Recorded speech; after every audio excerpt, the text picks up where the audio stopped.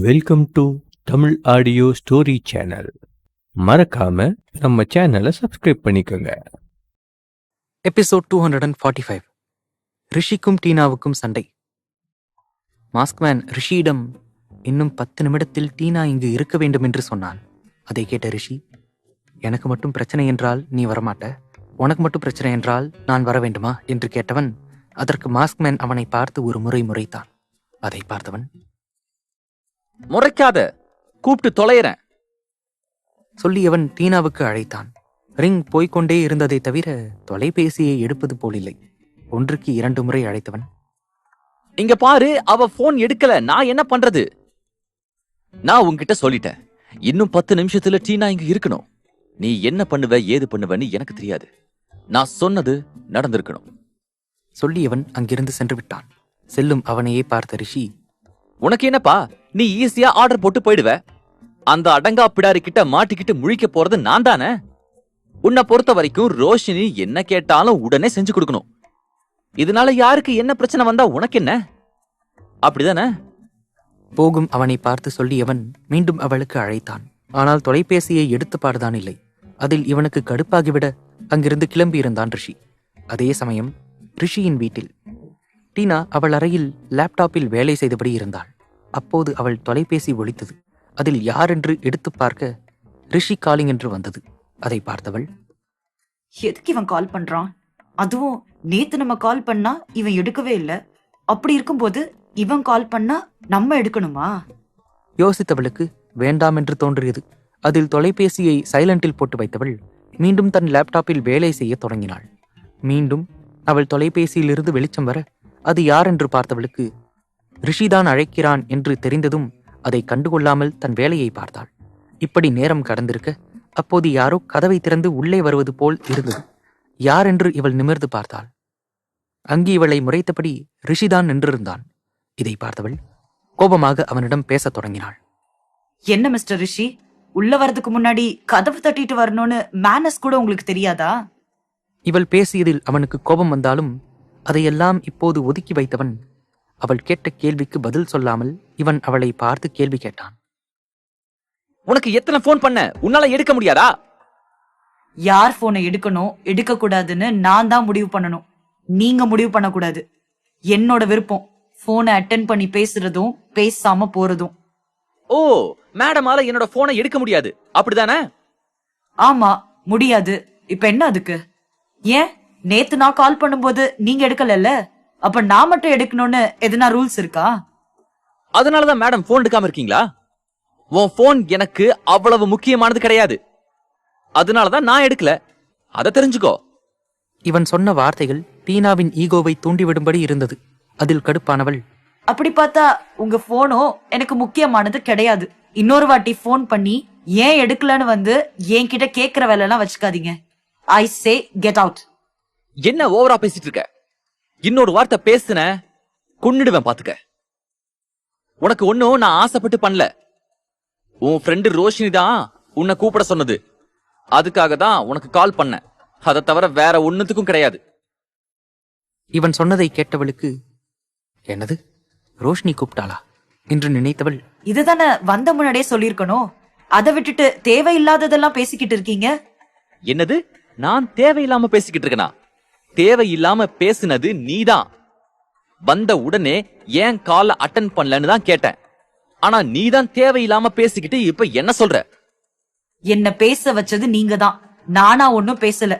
வந்த உடனே ரோஷினி தான் உன்னை கூப்பிட்டான்னு சொல்லி இருந்தா முடிஞ்சு போச்சு. நானும் தேவையில்லாம பேசியிருக்க மாட்டேன். யாரு? நான் வந்து உன்னை பேச வச்சனா? நான் முன்னாடியே சொல்லி இருந்தா இந்த பிரச்சனை வந்திருக்காது. நீ ரொம்ப ஓவரா தான் பேசிட்டு போற. எல்லாம் அந்த தாத்தா பாட்டிய சொல்லணும். உன்னை கூட்டிட்டு வந்து இங்க வச்சிருக்காங்கல்ல, அவங்களதான் கேட்கணும். உன்கிட்ட பேசி என்னோட டைம் தான் வேஸ்ட் ஆகுது. என்னது, என்கிட்ட பேசி உங்களுக்கு டைம் வேஸ்ட் ஆகுதா? அப்படி பார்த்தா என்னோட டைம் தான் வேஸ்ட் ஆச்சு. நான் பாட்டுக்கு என்னோட ஒர்க்க தானே பாத்துக்கிட்டு இருந்தேன். வந்து தேவையில்லாம பேசி வம்பு வளர்த்தது நீங்க தானே. இந்த மேடம் கிட்ட வந்து எங்களுக்கு பேச ரொம்ப ஆசை பாரு. எல்லாம் அந்த ஆரியால தான். உன்கிட்ட எல்லாம் வந்து நான் பேச வேண்டியதா இருக்கு. சொல்லியவன் அவளை முறைத்தபடி நின்றான். இவன் சலிப்பாக சொல்லியதை பார்த்தவளுக்கு கோபம்தான் வந்தது.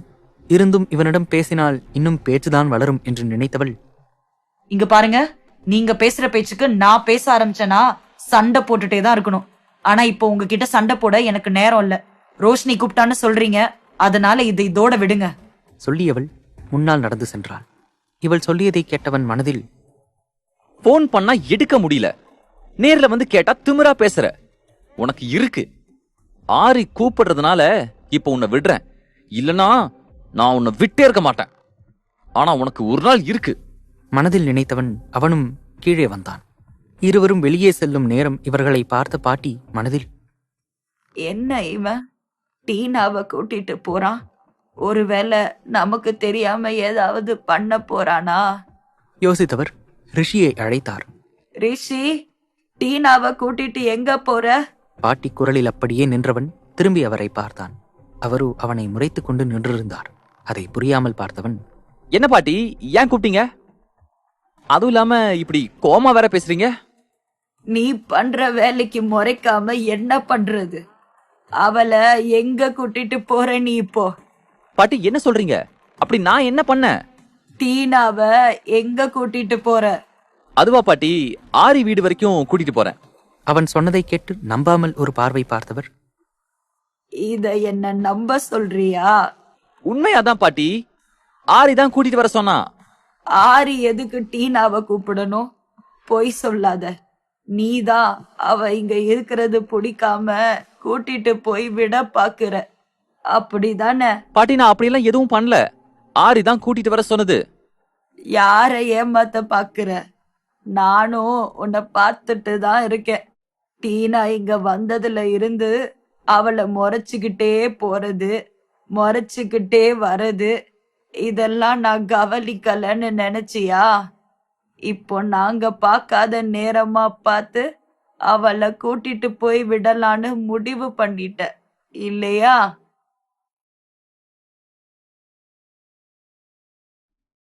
எபிசோட் 246. டீனாவை கூட்டிட்டு போகக்கூடாது. பாட்டி ரிஷி இருவரும் பேசிக்கொள்வதை கேட்டவளுக்கு முதலில் ஒன்றும் புரியவில்லை. அதன் பின்பு பாட்டி பேசியதின் அர்த்தம் ஒவ்வொன்றாக அவளுக்கு புரிய அவரிடம் பேச முயன்றாள் டீனா. பாட்டி, நீங்க நினைக்கிற மாதிரி எதுவும் இல்ல.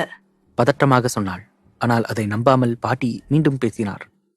என்னம்மா, உன்னை இப்படி பேச சொல்லி அவன் சொல்லி கொடுத்தானா? நீ அவனை பார்த்து பயப்படாத, பாட்டி நான் இருக்கேன். அவளை பார்த்து சொன்னார். ஆனால் அதை கேட்டவளுக்கு ஐயோ என்று இருந்தது.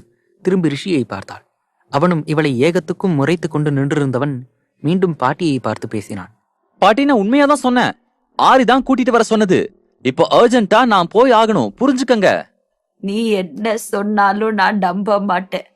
நீ டீனாவை கூட்டிட்டு போக கூடாதுன்னா போக கூடாதுதான். பாட்டி பிடிவாதமாக சொல்வதை கேட்ட ரிஷியின் மனதில், என்ன கடவுளே, எனக்கு வந்த சோதனை. இவங்க கூட்டிட்டு போக விட மாட்டேங்கிறாங்க, ஆனா அவன் கூட்டிட்டு வந்தே ஆகணும்னு சொல்றான்.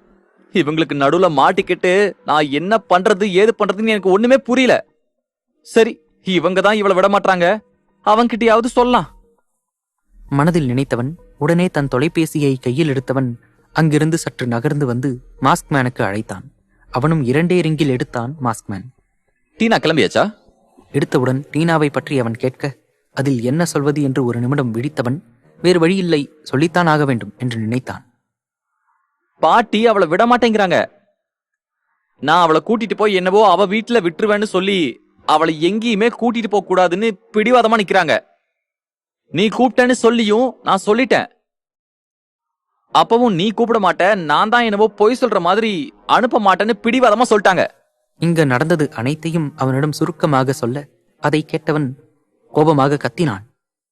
ஒரு வேலை கூட உருப்படியா செய்ய மாட்டியா? நான் என்னடா பண்றது? நான் தான் இங்க நடக்கிறத சொன்னேன்ல, அப்படி இருந்தும் ஏன் மேல கோவப்படுற? சரி, டீனாவை ரோஷினிக்கு கால் பண்ண சொல்லு. சொல்லியவன் தொலைபேசியை வைத்து விட்டான். அதை கேட்ட ரிஷிக்கு இது வேறையா என்பது போலிருந்தது.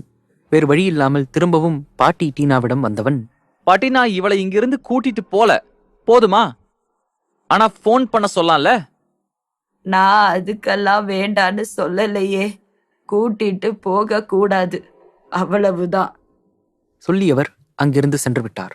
என்ன இன்னும் அவங்களையே பாத்துக்கிட்டு இருக்க? அவங்க தான் போயிட்டாங்கல்ல. போனை போடு உன் ஃப்ரெண்டுக்கு. அவன் சொல்லியதை கேட்டவள் அவனை முறைத்துக் கொண்டே ரோஷினிக்கு அழைத்தாள். ஆனால் அதை அவள் எடுக்காமல் போக மீண்டும் மீண்டும் அழைத்துக் கொண்டே இருந்தாள்.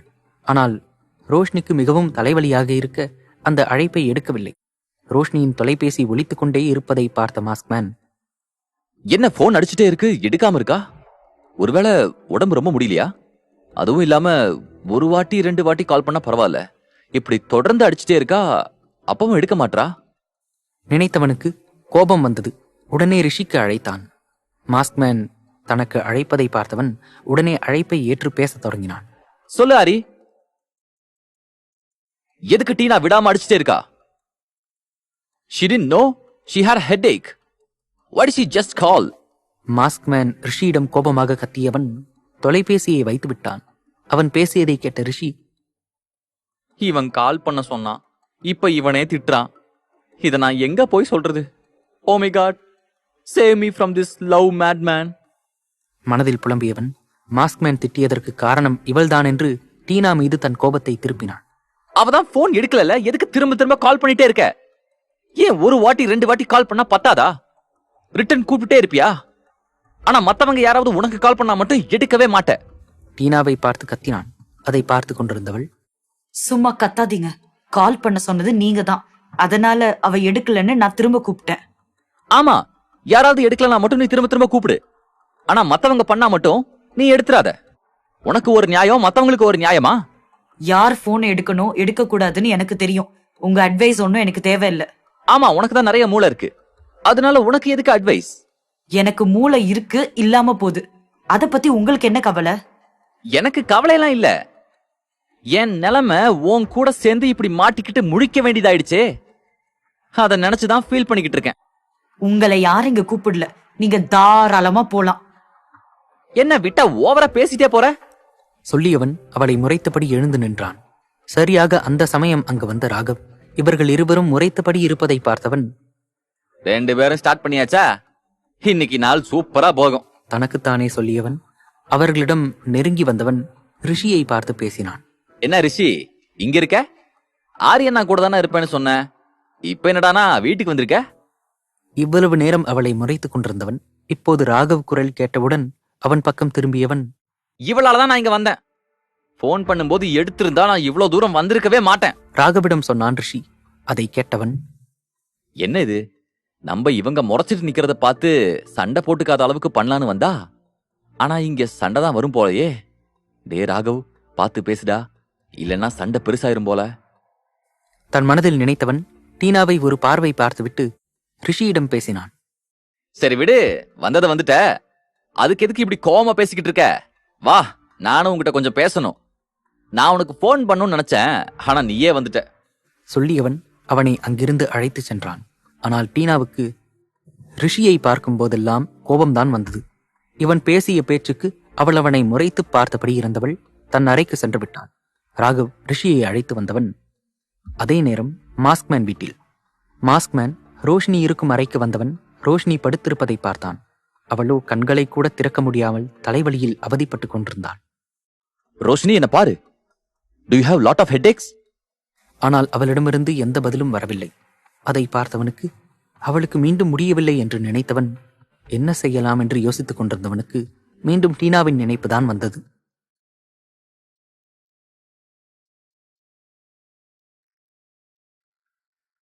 எபிசோட் 247. டீனாவிடம் கேட்டு சொல்லு. ரிஷியின் வீட்டில். எதுக்குடா அடிக்கடி அந்த பொண்ணை போய் முறைச்சிக்கிட்டு நிக்கிற? எத்தனை வாட்டி சொன்னாலும் உனக்கு புரியாதா? டே ராகவ், நான் ஏற்கனவே செம கோபத்துல இருக்கேன். இதுல நீ வேற அவளுக்கு சப்போர்ட் பண்ணி வாங்கி கட்டிக்காத. அவளுக்கு எத்தனை வாட்டி போன் பண்ண தெரியுமா? ஆனா அவ ஒரு போனை கூட எடுக்கவே இல்ல. வீட்டுக்கு வந்து ஏன் எடுக்கலன்னு கேட்டா அவ்வளவு திமிரா பேசுறா. அவ திமிர அடக்க வேண்டாம். இங்க பாரு, கோபத்துல எதையும் பண்ணி வைக்காத. நீ பண்றது தாத்தா பாட்டிக்கு எதனாவது தெரிஞ்சது, உன்னை உண்டு இல்லன்னு பண்ணிடுவாங்க, பாத்துக்க. அவங்களாலதான் இவ தப்பிச்சுக்கிட்டே இருக்கா. அவங்க மட்டும் மறுபடியும் கிளம்பட்டும். இவளை என்ன பண்றன்னு மட்டும் பாரு. சொல்லிக் கொண்டிருந்தவனுக்கு மாஸ்க் மேனிடமிருந்து அழைப்பு வந்தது. அதை பார்த்தவன் ராகவிடம் பேசினான். பாரு, திரும்பியும் கால் பண்றான். திட்டதான் கூப்பிடுவான். சொல்லி அவன் அழைப்பை அட்டன் செய்தான். ஆனால் இவன் பேசும் முன்பே மாஸ்க்மேன் பேசினான். இப்ப நீ எங்க இருக்க? வீட்ல தான் இருக்கேன். அப்போ டீனா கிட்ட ஹெட்டேக் குறையறதுக்கு என்ன பண்ணுன்னு கேளு. ஏன் அத நீயே கேட்க வேண்டியதானே? நான் சொன்னதை மட்டும் செய். இவன் வார்த்தைகளை அழுத்தமாக சொல்ல அதை கேட்டவன் வேறு வழியில்லாமல் சரி என்றான். கேட்டு தொலைக்கிறேன். சொல்லியவன் நேராக டீனாவின் அறைக்கு வந்தவன். இவன் வந்ததை பார்த்தவளுக்கு மறுபடியுமா என்பது போல் இருந்தது. இங்க பாரு, உன் ஃப்ரெண்டுக்கு பயங்கரமா தலைவலிக்குதான். அதுக்கு என்ன பண்ணுன்னு ஆரி கேக்குறான். அதை கேட்டவளுக்கு அவன் மீது இருந்த கோபத்தை ஒதுக்கி தன் தோழியின் உடல்நிலை கருதி அவனிடம் தன்மையாக பேசத் தொடங்கினாள். ரொம்ப உடம்பு முடியலையா? ஆமா, சீக்கிரம் சொல்லு. ஆரி கால்ல வெயிட் பண்றான். டேப்லெட் ஏதாவது கொடுத்தாங்களா? இவள் கேள்வியாக அவனை கேட்டாள். அவனும் அழைப்பில் இருந்தவனிடம் கேட்டான். ஏதாவது டேப்லெட் கொடுத்தியா? கொடுத்தேன், ஆனா ஹெட்டேக் மட்டும் குறைஞ்ச மாதிரியே இல்ல. டேப்லெட்லாம் கொடுத்தாச்சு, ஆனா ஹெட் பெயின் மட்டும் குறைஞ்ச மாதிரி இல்லையா? அதை கேட்டவள் சிறிது நேரம் யோசித்தவளுக்கு மீண்டும் ஒரு யோசனை தோன்றியது. ஓகே, அப்போ இத பண்ண சொல்லுங்க. Applying balm and massage will reduce the pain a little. அவள் சொல்லியதை கேட்டவன் மீண்டும் மாஸ்க்மேனிடம் சொன்னான். அதை கேட்ட மாஸ்க்மேன் அழைப்பை துண்டித்து விட்டான். கட் பண்ணிட்டியா? உன் வேலை முடிஞ்ச உடனே கழட்டி விட்டுறதுல குறியாயிரு. சொல்லியவன் அங்கிருந்து சென்று விட்டான். ரிஷி சொன்னதை கேட்ட மாஸ்க்மேன் தைலம் எங்கே இருக்கிறது என்று தேடி எடுத்தவன். அவளை மெல்ல தூக்கி தன் மடியில் படுக்க வைத்தவன். அவள் நெற்றியில் தைலம் பூசி மசாஜ் செய்யத் தொடங்கினான். ஒரு அரை மணி நேரம் அவன் மசாஜ் செய்திருக்க நேரம் சென்றதை தவிர அவளிடமிருந்து இம்ப்ரூவ்மெண்ட் கொஞ்சம் கூட தெரியவில்லை. அதை பார்த்தவன் மீண்டும் ரிஷிக்கு அழைப்பு விடுத்தான். இப்ப என்ன பிரச்சனை? நல்ல மசாஜ் பண்ணி பார்த்தாச்சு, ஆனா எந்த இம்ப்ரூவ்மெண்ட்டும் இல்ல. அதுக்கு நான் என்ன பண்ண முடியும்? டீனா கிட்ட வேற என்ன பண்றதுன்னு கேளு. இங்க பாரு ஆரி, சும்மா அவகிட்ட போய் என்னால கேட்க முடியாது. அவளை பார்த்தாலே எனக்கு கடுப்பாகுது. நான் உன்னை போய் கேட்க சொன்னேன். அதை கேட்டவனுக்கு வேறு வழி இல்லாமல் மீண்டும் டீனா அறைக்கு சென்றவன். நீ சொன்ன மாதிரி மசாஜ் பண்ணி பார்த்தாச்சு, அப்பவும் அவளுக்கு சரியாகல. அதை கேட்டவளுக்கு என்ன இன்னும் சரியாகலையா என்பது போல்தான் இருந்தது. Well, if you add 4 cinnamon sticks to hot water and soak a cotton cloth in it, dry it slightly and place it on your head, the pain will subside in no time. சொன்னதெல்லாம் கேட்டியா? தொலைபேசியை காதில் வைத்து கேட்டான். ஆனால் எதிர்முனையிலிருந்து எந்த சத்தமும் வரவில்லை. தொலைபேசியை எடுத்து பார்த்தவனுக்கு அவன் கட் செய்து 5 நிமிடம் ஆகி இருப்பதை பார்த்தவனுக்கு மிகவும் கடுப்பாக இருந்தது. டீனா சொன்னதை கேட்ட மாஸ்க்மேன் ஒரு வேலையாளை அழைத்தான். ஐயா, கூப்பிட்டீங்க? கொஞ்சம் ஹாட் வாட்டர் வேணும். அதுல சினமன் போட்டு பாயில் பண்ணி எடுத்துட்டு வாங்க. அப்படியே ஒரு காட்டன் கிளாத்தும் வேணும். அதை கேட்டவர் சரி என்று சொல்லிவிட்டு கிச்சனுக்குள் நுழைந்தவர் அவன் கேட்டது போல அடுத்த நிமிடம் வெந்நீரை வைத்துக்கொண்டு ஒரு காட்டன் துணியை எடுத்துக்கொண்டு மீண்டும் அறைக்கு சென்றார். அதை வாங்கி கொண்டவன் டீனா சொல்லியது போல செய்தான். அந்த பவுலில் இருக்கும் நீர் சூடு குறையும் வரை செய்து கொண்டிருந்தான். முன்பை விட மெல்ல அவள் கண்கள் அசைவு தெரிந்தது. ஆனால் முழுதாக இல்லை. அதில் மீண்டும் ரிஷிக்கு அழைத்தான். அவன் பதிலை கூட கேட்காமல் வேகமாக அவளின் அறைக்கு சென்றவன் இப்பவும் சரியாகல. அதை கேட்டவளுக்கே ஆச்சரியமாக இருந்தது. எனது இவ்வளோ செய்தும் சரியாகவில்லையா என்று நினைத்தவள், Then there is the rest. There are only 2 ways. Taking a bath in hot water will reduce the headache a little. If not, then steam bath should be done. இவள் சொல்லி முடித்தவுடனே ரிஷி தொலைபேசியை பார்த்தான். அது இன்னும் கட்டாகவில்லை என்று தெரிந்து கொண்டவன், நல்லா கேட்டியா? கடைசியா இருக்கிறது இந்த 2 தானா? இது 2ம் ட்ரை பண்ணி பாரு. சொல்லியவன் அழைப்பை கட் பண்ணியவன் பார்வை எதிரில் நிற்பவளின் மீது விழுந்தது. கோபமாக தனது இந்த நிலைமைக்கு இவளும் ரோஷினியும் தான் காரணம் என்று நினைத்தவனுக்கு கோபம் அதிகமாக வந்தது. தன்னை இப்படி ஒரு மீடியேட்டர் ஆக்கிவிட்டார்களே என்று இருவர் மீதும் மிகவும் கோபத்தில் இருந்தான். ஆனால் இவளிடம் எதுவும் பேசாமல் அங்கிருந்து சென்று விட்டான். டீனா சொன்னதை கேட்டவனுக்கு ஸ்டீம் பாத் கொடுக்கலாம் என்று நினைத்தவன் அவளை கொஞ்சம் தட்டி எழுப்பினான். Roshini, open you eyes. சொல்லியவன் அவள் முகத்தை உற்று நோக்கினான். அவள் விழிகள் அசைந்ததை தவிர அவள் இமைகள் திறக்கவில்லை. அதை பார்த்தவன் இது சரிபட்டு வராது என்று நினைத்தவன் உடனே அவளுக்கு ஸ்டீம் பாத் கொடுப்பதற்காக அனைத்தையும் தயார் செய்தவன். மீண்டும் அவளிடம் வந்தவன் அவளை கைகளில் பூ மாலையாய் ஏந்தியவன் அவளுக்கு ஸ்டீம் பாத் கொடுக்க ரெஸ்ட் ரூமுக்கு அழைத்து வந்தான். அவளால் கொஞ்சம் கூட நிற்க முடியவில்லை. அதை உணர்ந்தவன் அவளை தன்னோடு அணைத்தபடி நின்றிருந்தான். அப்போதுதான் ஒன்று யோசித்தான். அதை நினைக்கும்போது அவனுக்கு ஏதோ உள்ளுக்குள் செய்தது. இருந்தும் அவள் உடல்நிலையை நினைத்தவன் மெல்ல அவள் ஆடைகளை களைந்தான். எபிசோட் 248. பட்டும் படாமல் இதழ் முத்தம். முதலில் அவள் மேலாடைகளை களைந்தவனுக்கு அவளின் அழகு அவன் கண்களுக்கு விருந்தளிக்க அதில் ஒரு நிமிடம் மயங்கிதான் போனான். ஆனால் அடுத்த நிமிடம் அதிலிருந்து மீண்டவன் அடுத்த ஆடைகளை களைக்க அதில் மொத்தமாக அவன் சொக்கிப் போக இவனின் ஹார்மோன்களும் கொஞ்சம் கொஞ்சமாய் இவனை தட்டி எழுப்பியது. இருந்தும் உமிழ்நீரை விழுங்கியவன் அவளின் மொத்த ஆடைகளையும் கழட்டி அவளை ஒரு முறை கண்களால் நிரப்பிக் கொண்டான். ஆனால் அவளை இப்போதே அவனுக்கு ஆள வேண்டும் என்று எண்ணம் தோன்றியது. இருந்தும் அவள் நிலையை கருத்தில் கொண்டவன் ஒரு இதழ் முத்தத்திலாவது தன் ஆசையை நிறைவேற்றிக் கொள்ளலாம் என்று நினைத்தவன் அவள் இதழோடு இதழ் பொருத்தி மெல்ல சுவைத்தான்.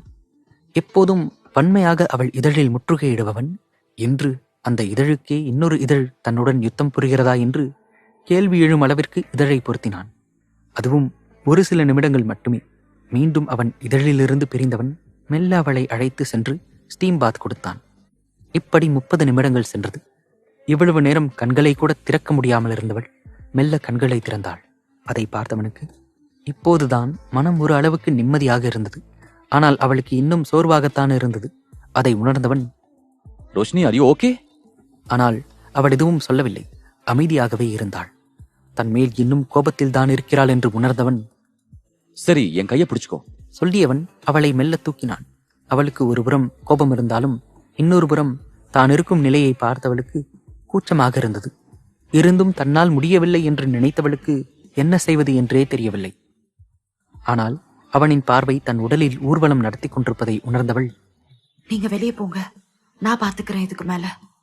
முடியாது சொல்லி அவன் மெல்ல அவளை அழைத்து வந்தவன் ஹீட்டரை போட்டு ஷவர் கீழே நிற்க வைத்தான். ஷவரிலிருந்து சூடான தண்ணீர் அவள் மீது பட அவளுக்கும் அது தேவை என்பது போல் கண்கள் மூடி நின்றாள். இவ்வளவு நேரம் காதலனாக அவளை களவாடிக் கொண்டிருந்தவன் இப்போது தாயாக மாறி ஒரு குழந்தைக்கு தாய் செய்யும் அனைத்து வேலைகளையும் அவளுக்காக செய்தவன். பின்பு அவளுக்கு ஆடைகளை மாற்றி வெளியே அழைத்து வந்தவன். அவளை ட்ரெஸ்ஸிங் டேபிளில் அமர வைத்து ஈரமான அவள் கூந்தலை ட்ரையர் மூலம் உலர்த்தியவன். இப்ப கொஞ்ச நேரம் தூங்கு சொல்லியவன் வெளியே வந்து விட்டான். அவளுக்கும் ஸ்டீம் பாத் எடுத்ததும் ஹாட் வாட்டரில் குடித்ததும் தலைவலி குறைந்திருக்க மெல்ல கண்களை மூடி உறங்கத் தொடங்கினாள். அப்படியே பல மணி நேரங்கள் சென்று மாலை நேரமும் ஆனது. அதை உணர்ந்தவன் அவள் இன்னும் காலையிலிருந்து எந்த உணவும் எடுத்துக்கொள்ளவில்லை என்று நினைத்தவன் சமையல்காரரை அழைத்தான். ஐயா, ரோஷினி இன்னும் காலையில இருந்து எதுவுமே சாப்பிடல, அவளுக்கு ஏதாவது சாப்பிட கொடுங்க. சரிங்க ஐயா.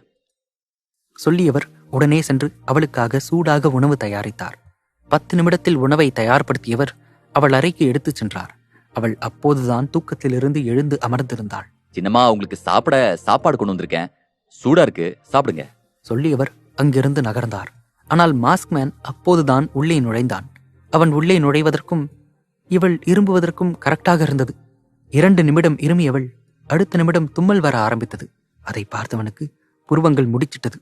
சிறிது நேரம் அவளையே பார்த்து கொண்டிருந்தவனுக்கு அப்போதுதான் அவள் ஸ்டீம் பாத் எடுத்ததால் தான் அவளுக்கு கோல்ட் ஆகிவிட்டது என்று நினைத்தவன் கோபமாக உடனே ரிஷிக்கு அழைத்தான். ஆனால் ரிஷி அந்த அழைப்பை எடுக்கவே இல்லை. ஒன்றல்ல இரண்டல்ல பல முறைகள் அவனுக்கு அழைத்து பார்த்தவனுக்கு இப்போதே அவனை கொன்றுவிட வேண்டும் என்று கோபம் எழுந்தது. இருந்தும் அதை தனக்குள் கட்டுப்படுத்திக் கொண்டு அப்படியே அமர்ந்தான். அடுத்து என்ன செய்வது என்று யோசனையாக. அரை மணி நேரத்திற்கு முன்பு ரிஷியின் வீட்டில் டீனா தாத்தா பாட்டியிடம் சிரித்து பேசியபடி இருந்தாள். ரிஷி தன் அறையில் இருந்து வெளியே வந்தவன் இதை எதர்ச்சியாக பார்க்க அவளின் சிரிப்பு அவனுக்கு கடுப்பாக இருந்தது.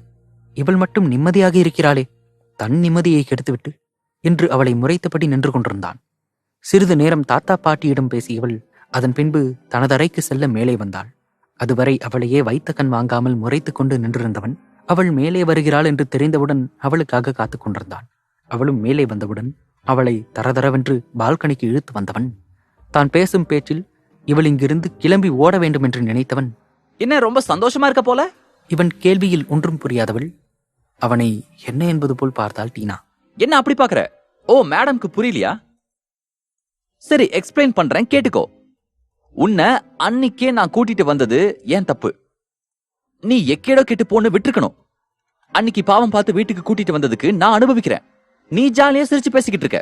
இதோ பாருங்க, அன்னைக்கு நீங்க செஞ்சத நான் உதவியா நினைச்சு தேங்க்ஸ் சொல்லியாச்சு. ஆமா, தேங்க்ஸ் சொல்லிட்டா. ஆனா இப்ப என் வீட்டுல வந்து உட்கார்ந்துருக்க பாத்தியா? இதுதான் நீ எனக்கு சொன்ன பெரிய தேங்க்ஸ். ஆமா, அப்படியே உங்க வீட்டுக்கு வந்து உட்கார எனக்கு ரொம்ப ஆசை. அதான் கிளம்பி வந்துட்டேன். ஆமா, ஆசையா இருக்கிறதுனாலதான் இவங்க வந்து உட்கார்ந்துருக்காங்க. என் தாத்தா பாட்டி கூட்டிட்டு வந்தாங்கன்னா வரமாட்டேன்னு சொல்றதுக்கு வாய் எங்க போச்சு? நான் கேட்டா மட்டும் இப்படி வாய் பேசிக்கிட்டு இருக்கியே, ஏன் அவங்க கிட்ட உன்னால சொல்ல முடியாதா? நான் சொல்லலன்னு நீங்க வந்து பாத்தீங்களா? என்னை கம்பல் பண்ணி கூட்டிட்டு வந்தது தாத்தா பாட்டி தான். நானும் ஒன்னும் இங்க வரணும்னு ஆசைப்படல. அதேதான் நானும் சொல்றேன். தாத்தா பாட்டி தான் உன்னை கூட்டிட்டு வந்தாங்க. இப்போ என்கிட்ட நீ எப்படி பிடிவாதமா பேசுறியோ அதே மாதிரி அவங்க கிட்ட பேச வேண்டியதானே? அதத்தான் நான் கேக்குறேன். இப்படி இங்க வந்து இருந்து என் உயிரை மட்டும் வாங்க உனக்கு தெரியுதா? அவங்க கிட்ட சொல்ல தெரியலையா? இவன் இப்படி பேசிக் கொண்டிருக்க இவனின் தொலைபேசி அவன் அறையில் ஒலித்தது. மாஸ்க்மேனின் அழைப்புதான் பலமுறை அலறி கடைசியாக அமைதியானது. ஆனால் இவர்கள் சண்டை மட்டும் அமைதியாகாமல் தொடர்ந்து கொண்டே இருந்தது. ஏன் நீங்களே போய் உங்க தாத்தா பாட்டி கிட்ட கேட்கலாமே. நான் எதுக்கு அவங்க கிட்ட போய் கேட்கணும்? You have no brain? எங்கேயாவது கழட்டி வச்சிட்டியா என்ன? தோ பாரு குரங்கு, ரொம்ப ஓவரா பேசாத. நீ இப்படியே பேசிட்டு இருக்கிறதுக்கு நான் அமைதியா இருப்பேன்னு மட்டும் நினைக்காத மலக்குரங்கு. ரிஷி சும்மா இல்லாமல் டீனாவை இங்கிருந்து அனுப்ப வேண்டும் என்று நினைத்து அவளை திட்டத் தொடங்கினான். கடைசியில் அவனுக்கே அது வினையாக முடிந்தது. ஏய், என்ன இத்தனை நாள் குரங்குன்னு கூப்பிட்டு இருந்தேன்னு சரின்னு விட்டா இன்னைக்கு என்ன மலக்குரங்குன்னு சொல்ற? பின் என்ன, சும்மா ஓவரா பேசிக்கிட்டே போறீங்க. என்ன கேட்க உங்களுக்கு எந்த ரூல்ஸும் கிடையாது. போய் உங்க தாத்தா பாட்டி கிட்ட கேளுங்க. என்ன கேட்டா இப்படிதான் குரங்குன்னு கூப்பிடுவேன், மலக்குரங்கு. அவள் அழுத்தி சொல்ல அதில் அவனுக்கு கோபம் தலைக்கு ஏறியது. இன்னொரு வாட்டி என்ன பார்த்து குரங்குன்னு சொன்ன உன் பல்ல தட்டி கையில கொடுத்துருவேன் பாத்துக்க. அப்படியா மலக்குரங்கு? முடிஞ்சா என் பல்ல தட்டி கையில கொடுப்பாக்கலாம். இந்தா ஈ.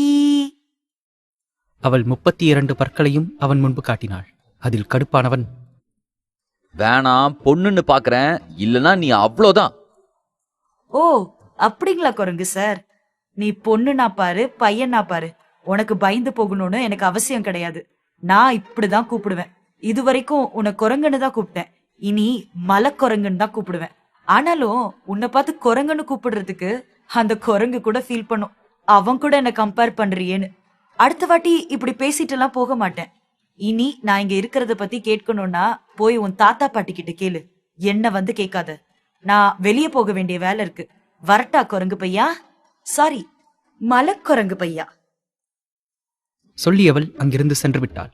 அவள் வார்த்தைக்கு வார்த்தை தன்னை குரங்கு என்று மலைக்குரங்கு என்றும் கூப்பிடுவதை பார்த்தவனுக்கு அவளை இப்பொழுதே கொல்ல வேண்டும் போல இருந்தது. ஆனால் இவள் பேச்சையெல்லாம் நான் கேட்பதற்கு தாத்தா பாட்டிதான் காரணம். அவர்களை எதுவும் கேட்க முடியவில்லை என்று நினைத்தவன், நீ ஏதாவது மாட்டுவேல, அப்ப இருக்குடி உனக்கு. பல்லை கடித்தபடி சொல்லியவன் தன் அறைக்கு வந்தவன் தொலைபேசியை கையில் எடுக்க அதில் மாஸ்க்மேனின் அழைப்புகளை தவறவிட்ட பல அழைப்புகள் இருந்தது.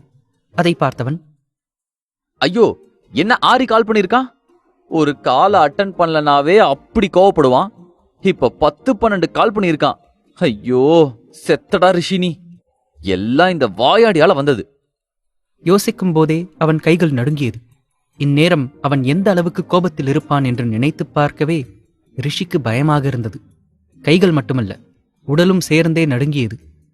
இப்ப பண்ணலாமா வேண்டாமா? பண்ணணும்னு நினைச்சாலும் பயமா இருக்கு, பண்ணக்கூடாதுன்னு நினைச்சாலும் அதை விட பயமா இருக்கு. இப்ப நான் என்ன பண்ணுவேன்?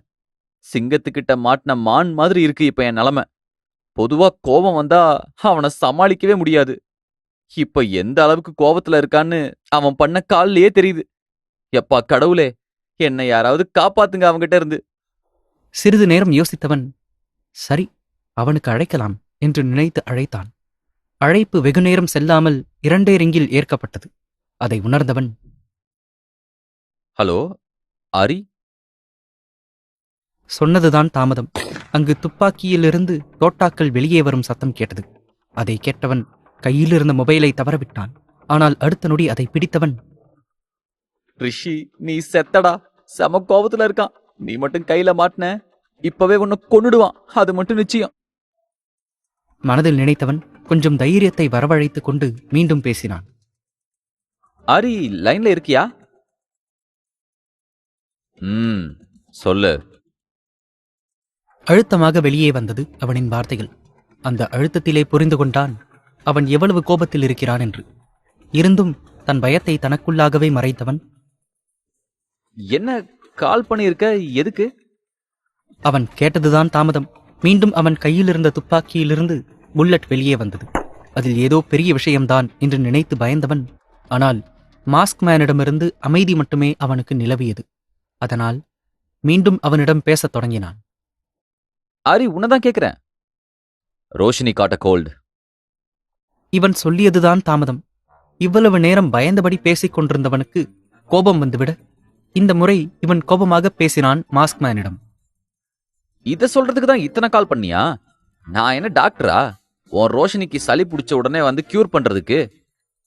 ஏற்கனவே கோபத்தில் இருந்த மாஸ்க்மேன் இப்போது ரிஷி பேசியதை கேட்டு இன்னும் கோபம் கொண்டவன் பற்களை கடித்துக் கொண்டு பேசினான். இங்க பாரு, எல்லாம் அந்த டீனா சொன்னதுனாலதான் ரோஷினிக்கு கோல்டு வந்திருக்கு. அந்த ஸ்டீம் பாத் மட்டும் ரோஷினி பண்ணாம இருந்திருந்தா இந்நேரம் அவன் நல்லா இருந்திருப்பா. இதுக்கெல்லாம் காரணம் அந்த டீனா தான். எங்க அவ? இவன் அழைப்பை எடுக்கவில்லை என்று நினைத்து கோபமாக இருக்கிறான் என்று பயந்தவனுக்கு இப்போது இவனின் கோபம் எதற்காக என்று தெரிந்தது. அதுவும் டீனாவின் மீது என்று தெரிந்தவுடன் அவன் மனம் இறக்கையில்லாமல் பறந்தது. தன்னையே விட்டு வைக்க மாட்டான், அவளுக்கு என்ன காத்திருக்கிறதோ என்று மனதிற்குள்ளாகவே சந்தோஷப்பட்டுக் கொண்ட ரிஷி, அவ இங்க இல்ல, எங்கேயோ வெளியில போறேன்னு சொல்லிட்டு போனா. உனக்கு அவ மேலதான கோவம். நீ என்ன வேணா பண்ணிக்க. ஆனா நான் தாத்தா பாட்டிக்கு பதில் சொல்லாத அளவுக்கு அவளை பத்திரமா அனுப்பி வச்சிரு. இவன் முழுதாக சொல்லிக்கூட முடிக்கவில்லை. அதற்குள் அழைப்பை கட் செய்தான் மாஸ்க்மேன். அழைப்பு கட்டானதை பார்த்த ரிஷி, டீனா, என்னை எவ்வளோ பாடுபடுத்தியிருப்ப. இப்ப நீ என்ன ஆக போற பாரு. தனக்குத்தானே சொல்லி சிரித்துக் கொண்டான். ஆனால் அழைப்பை கட் செய்த மாஸ்க்மேன் அடுத்த நொடியே யாருக்கோ அழைத்து சில கட்டளைகளை விதித்தான். வெளியே வந்த டீனா தன் வேலைகளை முடித்துவிட்டு மீண்டும் வீடு திரும்பிக் கொண்டிருந்தாள். திடீரென்று அவள் முன்பு 4 பேர் மாஸ்க் அணிந்தபடி அவள் முன்பு வந்து நின்றார்கள். அதை பார்த்ததும் அவளுக்கு ஒன்றும் புரியவில்லை. ஹலோ, யார் நீங்க? எதுக்கு இப்படி வழிய மறிச்சிட்டு நிக்கிறீங்க? வழிய விடுங்க முதல்ல. சொல்லியவள் அவர்களை கடந்து செல்ல முயன்றாள். ஆனால் அவர்களோ அடுத்த நொடி அவளை காருக்குள் தள்ளியவர்கள். மின்னல் வேகத்தில் கார் அங்கிருந்து கிளம்பி இருந்தது. இது கண்ணிமைக்கும் நேரத்தில் நடந்திருக்க அவளுக்கு ஒன்றும் புரியவில்லை. இவர்கள் யார்? தன்னை எதற்கு இப்படி அழைத்து செல்கிறார்கள் என்று உள்ளுக்குள் அவளுக்கு பயமாக இருந்தாலும் அடுத்த நிமிடம் அவளின் தைரியம் அவளுக்கு எட்டி பார்த்தது. டே, நீங்களா யாருடா? எதுக்குடா என்ன இப்படி காருக்குள்ள இழுத்து போட்டு கூட்டிட்டு போறீங்க? எதுக்கு என்ன இப்படி கூட்டிட்டு போறீங்க? சொல்லுங்கடா. கேட்டபடியே தன் கைகளால் அவர்களை அடிக்கத் தொடங்கினாள். ஆனால் அதில் ஒருவன் அவள் கையை லாபகரமாக பிடித்துக் கொண்டவன் இன்னொருவனிடம் கண்ணசைத்தான். அடுத்த நிமிடமே அவள் வாயை டேப்பை கொண்டு மூடியவன் அவள் கையையும் சேர்த்து அந்த டேப்பால் சுற்றினான்.